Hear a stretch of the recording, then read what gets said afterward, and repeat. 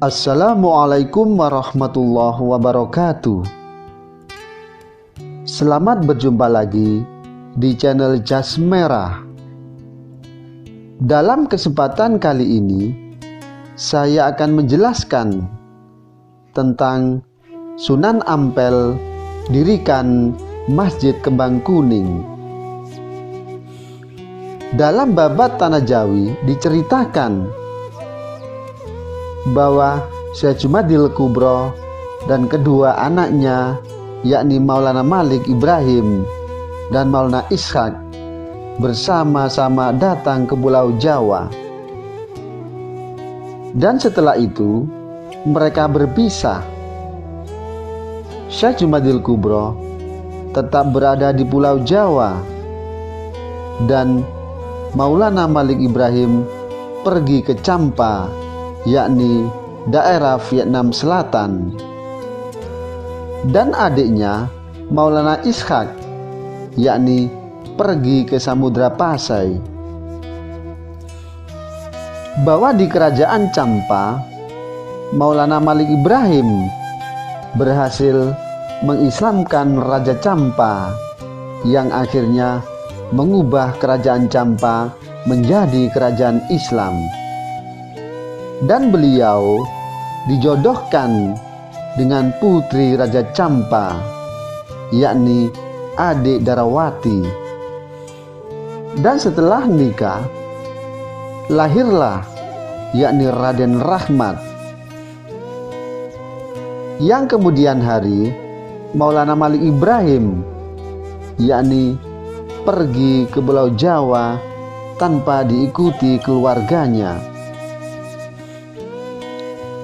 Dalam sumber lokal, yakni seperti Walisana, menceritakan Raden Rahmat adalah putra Syekh Ibrahim Asmorokondi, di mana beliau berasal dari negara Arab. Bahwa beliau merupakan keturunan Rasulullah Shallallahu Alaihi Wasallam dan juga menantu Raja Champa. Dan setelah itu beliau mengembangkan Islam, yakni di tanah Jawa dan tempat lainnya, yakni di Nusantara. Dan dalam Babat Tanah Jawi juga menyebutkan Raden Rahmat datang ke Jawa bersama saudara tuanya, yakni Ali Murtado. Menurut Suluk Walisana menceritakan bahwa Raden Rahmat menginjakkan kaki di Nusantara sekitar abad ke-15 pada awal dasawarsa keempat, yakni tepatnya di kota Majapahit. Dan ketika Arya Damar menjabat sebagai Adipati Palembang, di sana beliau bertamu kepada Adipati Arya Damar, bahwa ketika beliau berada di Palembang sekitar 2 bulan, dan selama itu beliau mengenalkan ajaran Islam kepada Adipati. Dan kemudian Adipati tertarik dengan ajaran agama Islam. Namun Adipati tidak mengambil risiko dengan menghadapi masyarakatnya. Maka beliau pun masuk Islam dengan cara diam-diam. Namun di dalam buku Walisana menyatakan bahwa Adipati dan rakyatnya masuk agama Islam. Dan versi yang lain diceritakan bahwa Sunan Ampel datang ke Pulau Jawa pada tahun 1443 Masehi, yakni dengan tujuan menemui bibinya. Bahwa bibinya yakni bernama Darawati adalah seorang putri Campa yang menikah dengan Raja Majapahit yang bernama Brawijaya V atau Prabu Kertawijaya. Bahwa Sunan Ampel menikah dengan Nyai Ageng Manila, yakni putri seorang adipati Tuban yang bernama Arya Teja. Bahwa beliau dikaruniai 4 orang putra, yakni yang pertama putrinya Ageng Maloka, dan yang kedua Maulana Malik Ibrahim atau Sunan Bonang, dan yang ketiga adalah Sunan Derajat, serta yang keempat adalah Syarifah yang merupakan istri Sunan Kudus. Dan kemudian Raja Majapahit, Si Kertawijaya dan istrinya Darawati yang juga bibi Raden Rahmat. Bahwa Raja Majapahit itu menghadiahkan tanah kepada Raden Rahmat yang berada di Ampel Denta, Surabaya.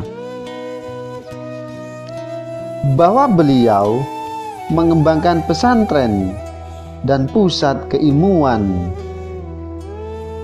Dalam waktu yang sangat singkat, beliau bisa mengembangkan basis-basis Islam di beberapa kadipaten. Dan kemudian Sri Kertawijaya telah dikudeta oleh Raja Sawardana sebagai raja. Oleh sebab itu, Sunan Ampel kemudian membentuk Dewan Wali Songo, yakni sekitar tahun 1474 Masehi. Bahwa mereka antara lain yakni Sunan Bonang, Sunan Derajat, serta ayah Sunan Kudus,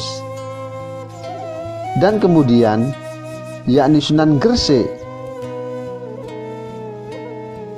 Dan selanjutnya dari beberapa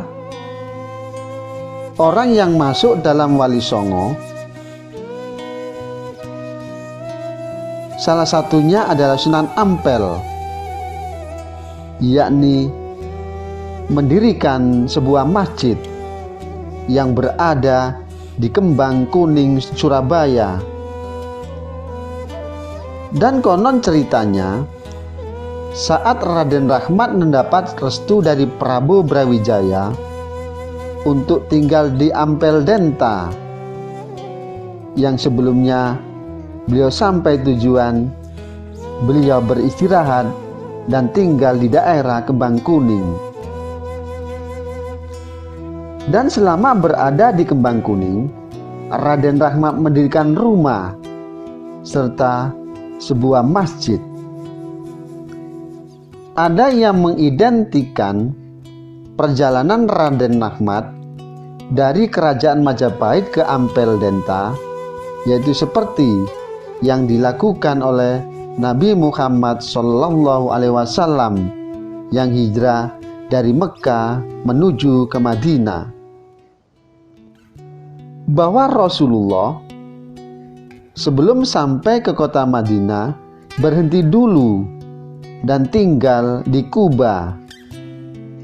Dan di kota itulah Nabi Muhammad, yakni membangun sebuah masjid pertama yang berada di kota Kuba.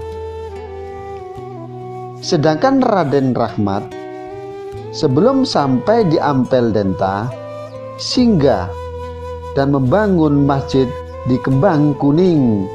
Sampai sekarang masjid peninggalan Raden Rahmat itu masih ada, yang berada di kota Kembang Kuning. Dan masjid itu diberi nama, yakni Masjid Raden Rahmat yang letaknya sekitar 5 km dari Dada Ampel. Dan Sunan Ampel wafat yakni pada tahun 1481 Masehi, yang kemudian dimakamkan di Ampel Denta, Surabaya. Demikianlah kisah Sunan Ampel mendirikan Masjid Kembang Kuning.